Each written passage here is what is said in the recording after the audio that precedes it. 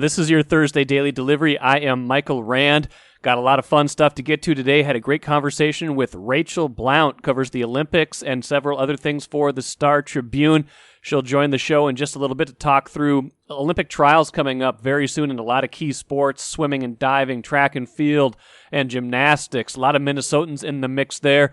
Also talked to Rachel about, some stuff about should these Olympics even be happening. And I got to admit, as someone who doesn't follow this nearly as closely as she does, some of the points she made had me very alarmed. I will say that, to say the least. So I hope you enjoy that conversation and enjoy the information that Rachel is able to provide. We'll also get a little bit of Josh Donaldson versus Gerrit Cole matchup a little bit later on. Turned out to be a fizzle for the Twins. They lose 9-6 to New York. Gerrit Cole dominates that matchup.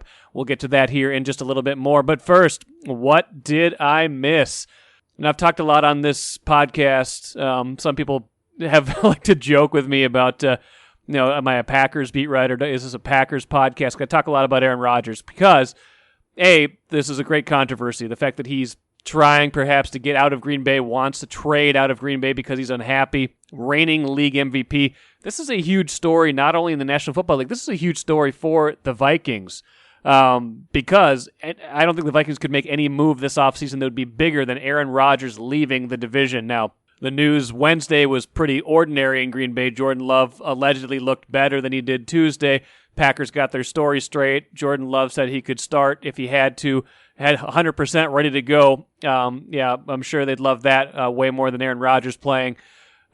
But anyway, it was a fairly uneventful day in Green Bay, but that stands in contrast to the last 6 weeks or so of a lot of drama. But what I really want to get to today is Vikings OTAs. Kirk Cousins had media access on Wednesday, and the Vikings right now are in a very, very low drama mode compared to Green Bay. And I just wanted to take this opportunity. Some of Kirk Cousins' answers to media questions on Wednesday just kind of reminded me how different things are right now for people wearing purple uniforms as opposed to those who might be across the border in green and gold. Now, Kirk Cousins was asked, what's he done this offseason to kind of prepare, to kind of get ready. He talked about how valuable this time is together. I guess not valuable for everybody, but he said, basically he's been watching film of every single game he's played this offseason in an attempt to get a better look at kind of what works for him, what doesn't work for him. So let's play a clip from Kirk Cousins at OTAs on Wednesday. This year I decided to go back and really watch my whole career, watch a couple other offenses to see what they have been doing or what they did the year that they had a lot of success. And I do think that time looking at tape, through the winter and the spring, and even now as I go home, through the summer after next week, I do think that it's helpful to, to see what has worked in the past, what, I want to make as a staple for myself as I move forward, but then also, where I have improved or where I need to improve. And that evaluation certainly comes from your coaches day in and day out, but there's also got to be an ability to self-evaluate and say, I like what I'm doing there, keep doing that, or that's not good enough, I want to improve that. And I think being self-led and being tough on yourself can really help, too, as you watch tape, that you put out there. So basically doing everything in his power to become an even better quarterback at this stage in his career. I did not hear Kirk Cousins say anything about auditioning to be a game show host in those comments. Did not hear anything about vacations. Didn't hear anything about being unhappy. Just heard about a guy trying to work really hard to get better at his craft. So that was interesting to me anyway. He also was asked, again, not a lot of controversy with the Vikings, but could this be a controversy? Vikings did draft Kellen Mond early in the third round, very similar to how the Packers drafted Jordan Love a year ago. Now, Kellen Mond, a third-round pick, Jordan Love, a first-round pick. Little different situation, but it could be threatening to a quarterback. Here's what Kirk Cousins said about the communication before the Vikings drafted Kellen Mond. Yeah, there was good communication through the process, and Kellen's been great, working hard and picking up our offense quickly. So it's been a good process, and, we're just kind of building this thing right now to keep ramping up as we get closer to September. Yeah, okay, but isn't he probably upset enough that, in training camp or in practices and OTAs right now, he's not going to do what he can to help Kellen Mond? This is a guy that could come and take his job eventually, just like Jordan Love could come and take Aaron Rodgers' job. Here's Kirk Cousins on that. I think you do the same thing. I do the same thing I've done with Nate Stanley, Jake Browning, Nate Sudfeld back when I was in Washington. You're an open book. You're helpful and you're there and make yourself available. And I had Rex Grossman when I was a rookie, and Rex had played in a Super Bowl and won a lot of playoff games and started a lot of games in the NFL and was in year 10. So it was great to be able to learn from him, and he was a big part of my early development as a football player. And I really, took every word that he said to heart, because I felt like he had been there, he had done that, he knew what it should look like, and I hung on his every word. So, I've been there and want to certainly be that same resource whenever possible. Yeah, I guess it's just kind of a drama-free zone for the Vikings. I guess they'll leave all the drama right now to the Packers. I'm Nyla Jean Myers, Senior Assistant Sports Editor at the Star Tribune. Thank you for listening to Strip Sports Daily Delivery. This work is made possible by our Star Tribune subscribers. For unlimited access to the articles mentioned in this podcast and our coverage of Minnesota sports from pros to preps, go to startribune.com/subscribe. Happy to have back on Daily Delivery, Rachel Blount covers a multitude of things for the Star Tribune, but one of the things she does particularly well, among all the things she does well, is coverage of the Olympics, and we are ramping up our coverage of the trials right now. Rachel, how are you doing today? Very well, thanks, Mike. How are you? I'm good, but not as busy as you. I always think I'm pretty busy, but this time of year, this time of every 2 years, I guess, with the Winter and Summer Olympics, you become extremely busy as we lead up to the Olympics. Let's start off. Let's talk some fun, more of the competition itself first, as we think about the U.S. trials and locals that are hopeful at least of getting there, maybe even some that have already qualified at this point. But where are we with kind of the calendar? I know swimming is a kind of a big one coming up, and then some of the other big ones beyond that. The three big Olympic trials are all coming up now in these next couple of weeks. Swimming will start on Sunday. Track and field will start on June 18th, and gymnastics will start on June 24th. So over the next couple of weeks, the Olympic team in three of the big glamour sports will be decided. We've already got 5 local people that have locked up spots on teams. We've got Gable Steveson in freestyle wrestling, Kyra Condi in climbing, a new sport in the Olympics, Jordan Thompson from Edina in women's volleyball. She was just named to that team earlier this week. Lara Dahlman-Weiss from Shoreview in sailing, and Patrick Sunderman of Farmington in rifle shooting. And shout out to Mounds View High School. 2 of the 5 Olympians for Minnesota are Mounds View High School graduates, Kyra Condi and Lara Dahlman-Weiss. That's pretty cool. Good for them. So a lot of, like you said, the kind of the glamour events coming up, a lot of spots up for grabs. What are we, if you're, watching both with a Minnesota lens and also with, kind of the big picture, U.S. lens, what are we watching for as we watch swimming trials in these, coming up in a few days here? Swimming trials, Reagan Smith is our big local. Reagan is the current world champion and world record holder in the 200-meter backstroke. She also holds the world record in the 100-meter backstroke. Interestingly, Reagan has put herself into position to potentially make the team in the butterfly events as well, particularly the 200-meter butterfly. She's swimming very well in that stroke right now. So she will be competing in 4 events at the trials and has excellent potential to make the team in 3 of those. I just spoke to her yesterday. In fact, she is training great. She's really looking forward to the trials. She's among a lot of athletes who said the extra year was not as helpful as you might expect. The general public seemed to think that, everybody's got an extra year to get better. But it's also an extra year of stress, an extra year of very hard training, an extra year of putting your life on hold. Reagan ended up deferring her admission to Stanford University so she could just train towards the Olympics. So it's been a long, long wait for these Olympians, and they're all excited to get the trials going. We will also see at the swimming trials athletes like Caleb Dressel will be on the men's side, probably the one to watch. Too many names to name, really. It is continuing this year, as it always is with the U.S. in swimming.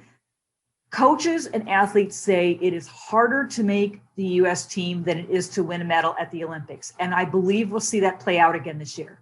Wow. And so Regan Smith, obviously, that's someone we've heard about for a while now, just with her overall excellence. Like, where do we think she is in terms of just like you said, harder to make the team than medal? So that tells you that if she has a really good chance of making the team in 3 events, she's got a very good chance to bring home a lot of hardware once we get to July and the games start themselves.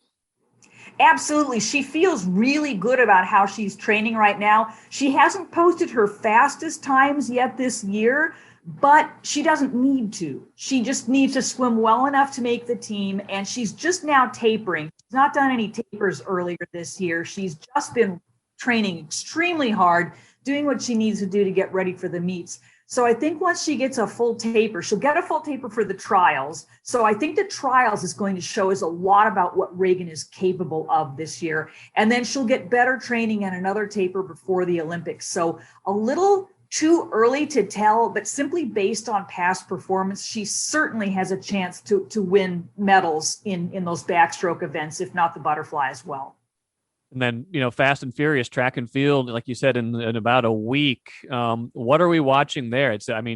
You're watching a million different events, so it's kind of hard to single things out. But what are you particularly interested in, again, but from both a Minnesota perspective and then just a USA track and field perspective? Yeah, from a Minnesota perspective, we have, I believe, fewer entries than normal. I just went through that list the other day. The qualifying period just closed this past Sunday in order to get the qualifying marks.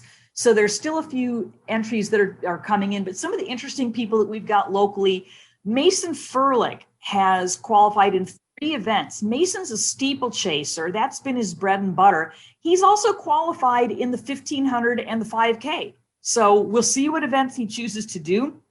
He went to college at Michigan. He's training in Ann Arbor right now, training very well. 2 of our 2016 Olympians, Ben Blankenship and Hassan Mead, have qualified in their events. Blankenship in the 1500, Hassan in the 5K. Joe Klecker, the son of Barney Klecker and Janice Klecker.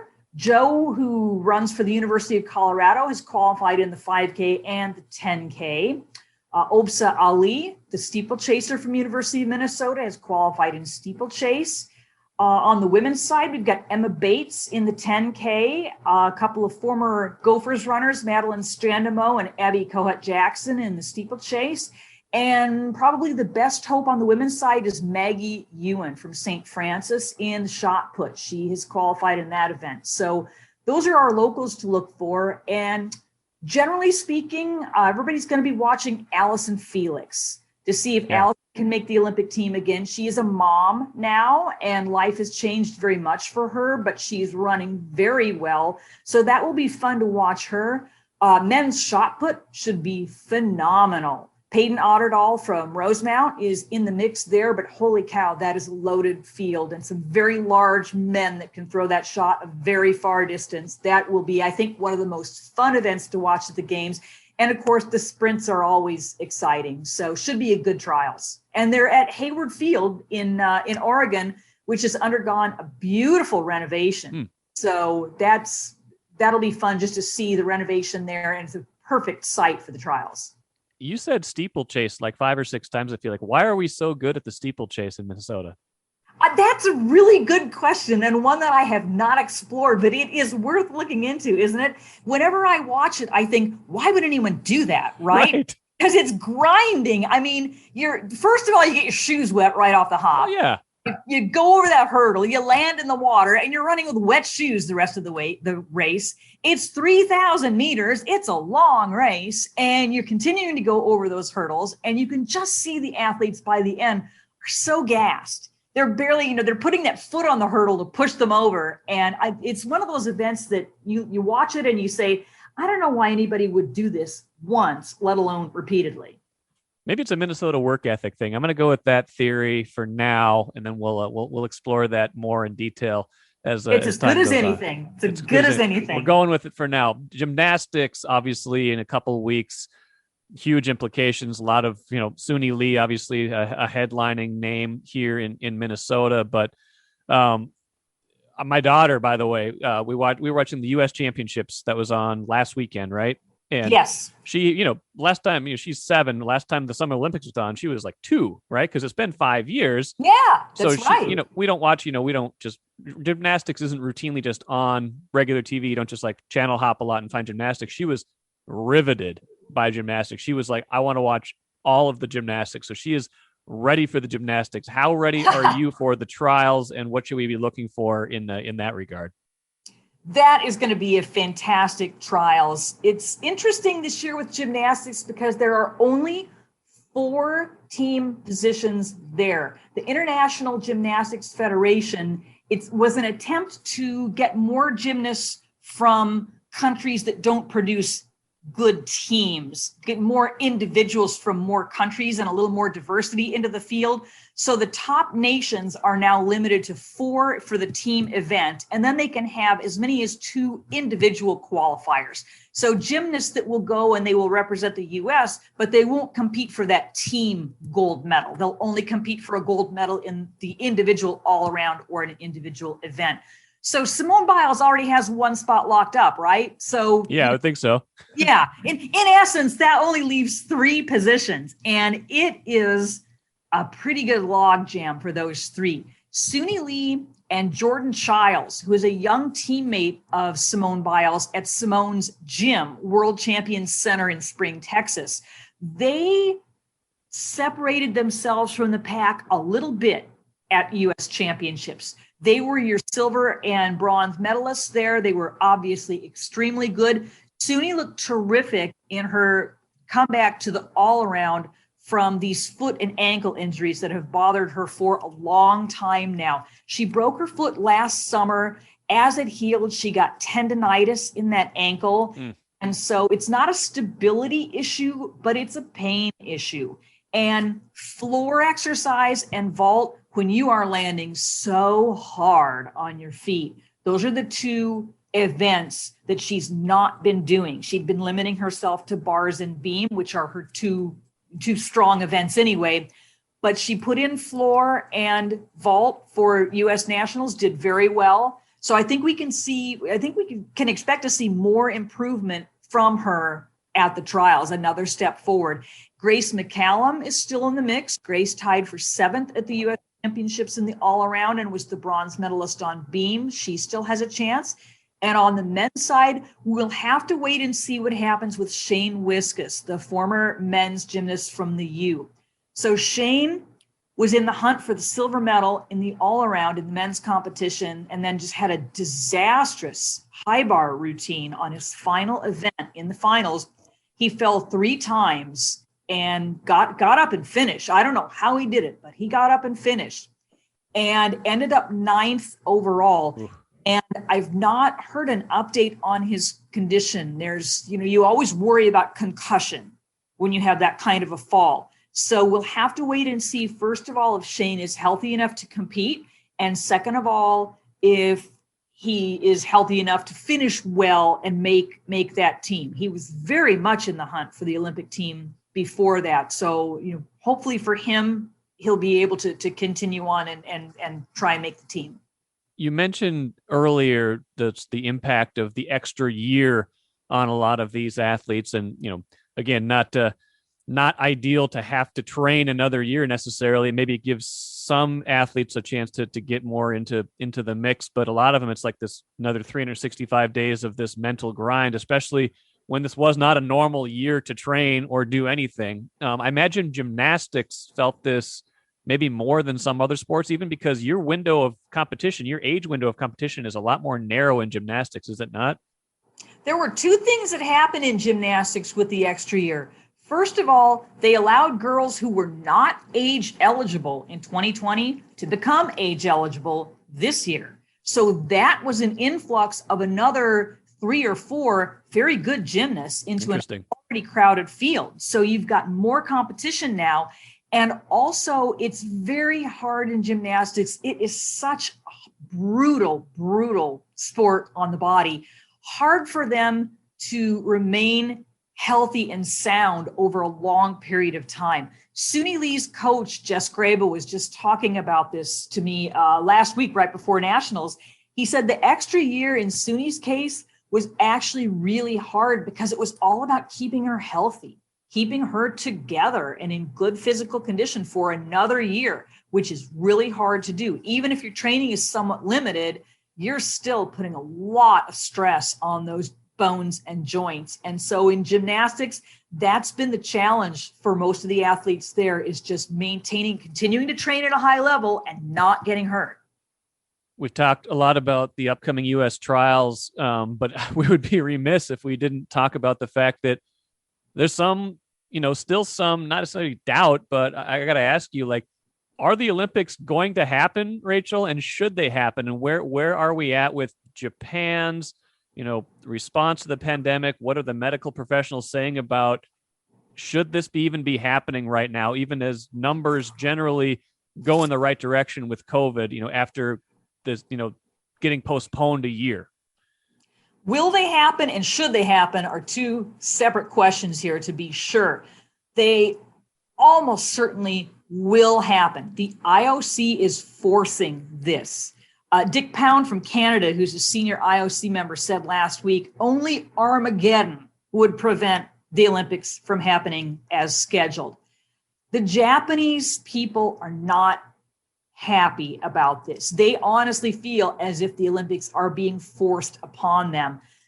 Public opinion polls in Japan continue to show 60 to 80% of the citizens want the Olympics either postponed or canceled. They're still having a severe outbreak. Tokyo and some of the other nearby prefectures are still under a state of emergency. It's been extended multiple times. Osaka, a couple of weeks ago, the medical system was near collapse. They didn't have enough personnel or hospital space to care for everyone who was ill. And vaccine rollout has been exceptionally slow in Japan. As of Monday, the latest count was 3.66%. That is less than 4% of these people had been vaccinated against COVID. The issue there is kind of a cultural thing. They're a little vaccine wary in Japan, particularly with foreign medicines. The country insisted on running its own trials before it dispensed any vaccinations. So they're far behind many other countries in getting those vaccines out. Medical professionals are not keen on this idea at all of hosting the Olympics. Within Japan, a number of medical professionals have said, right up to saying, don't do it. This is madness. You should not hold these Olympics now. It's dangerous.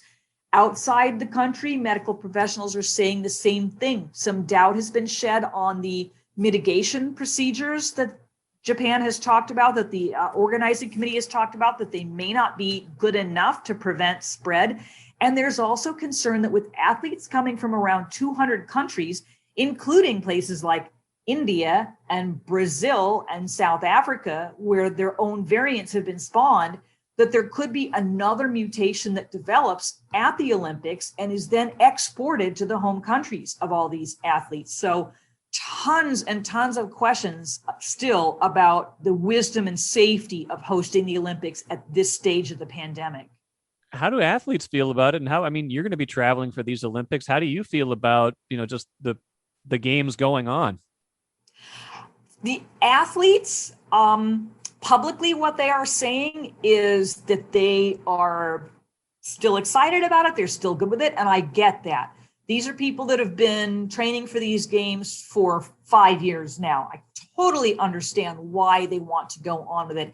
A lot has been made of the fact that the IOC has inserted a new clause into the athlete waiver that they have to sign to participate in the Olympics, that they absolve the host committee, the IOC, everybody from any COVID fallout. If you get sick with COVID in Tokyo, you have long-term effects. You have no recourse with the IOC, the host committee, anybody else. You're signing away your rights on COVID. And I think probably most athletes will bite their lip and sign that waiver to go and compete. I have very mixed feelings about it. I'm not worried. I'm fully vaccinated and I'm not really worried about being in Japan, but I feel bad that the Japanese public really doesn't want us there, particularly auxiliary people like the international media. It's one thing for the athletes and athletic staff to go there, but holy cow, it's almost 100,000 people that are going to be coming in for the Olympics because the IOC, the International Olympic Committee, brings in all their hangers-on. It's thousands and thousands of people that are just there to, eat and drink and have a good time. And the broadcasters, my goodness, NBC brings thousands of people, and every major country has its own broadcasting system that brings in thousands of people. International media, about 5,000 international media outside of broadcasting will be coming in. So you've got an awful lot of people going that are, again, every additional person essentially increases that risk a little bit for Japan. So I feel bad that the Japanese public isn't keen on this. And the experience is going to be very different from us as well. The host committee has released what they call a playbook, and it is basically a list of here's what you're going to have to do when you're in Japan for the Olympics. For media, we can be in our hotel or at the media center or at a venue. Those are the only 3 places we are allowed to be during our 21 days in Japan. We cannot go to a restaurant. We cannot go to a store. We cannot walk around. We cannot use public transportation. And it just came out earlier this week that they may use GPS to track us. Wow. So that they know everywhere that we're going and they can make sure we're not breaking any rules. So it's going to be, I think, a sad Olympics from that standpoint. Some of the joy is definitely going to be sucked out of it. It looks at this point like there will be no spectators at all. That's not been announced, but on June 24th is when they will announce whether Japanese spectators will be allowed. And right now it's believed that they're leaning against that. So I think it's going to be a sterile atmosphere for the athletes, and the athletes themselves are going to be asked to come in just a couple of days before they compete and leave within a couple of days after they're done competing. So they won't be able to go to the events and see their friends in other sports compete. Their interaction with athletes from other countries in the Olympic Village is going to be severely limited. A lot of the things that make the Olympics are just not going to happen this time. It's like a business trip instead of just an overall experience. And that's kind of feels like sports where they were in the United States last year almost. We're kind of like a full cycle behind with no fans, with, kind of you're there to cover the game and that's it. So, well, interesting. Well, we'll see. I mean, we only got 6-7 weeks till they start. Lots of good coverage coming up. Star Tribune, startribune.com. Follow Rachel's great work there. Rachel Blount, thank you for all that information and perspective, and we'll catch up again soon on Daily Delivery, okay?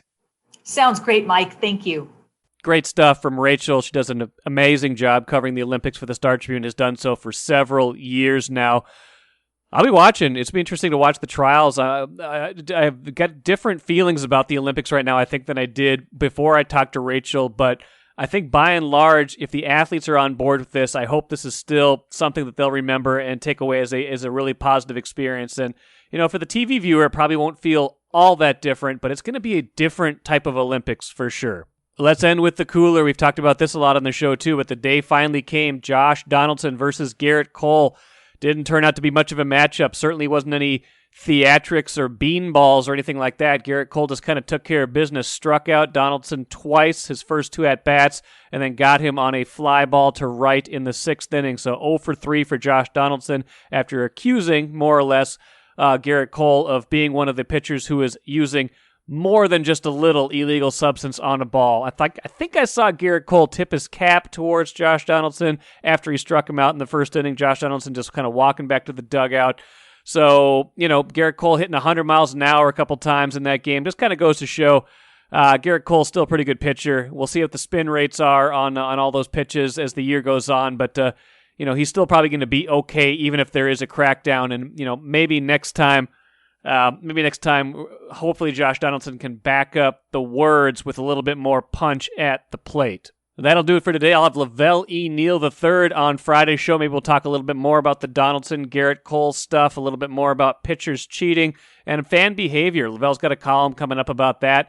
Some interesting stuff there. So hope you enjoyed today's show. Good stuff coming up Friday and next week, and we'll see you again then.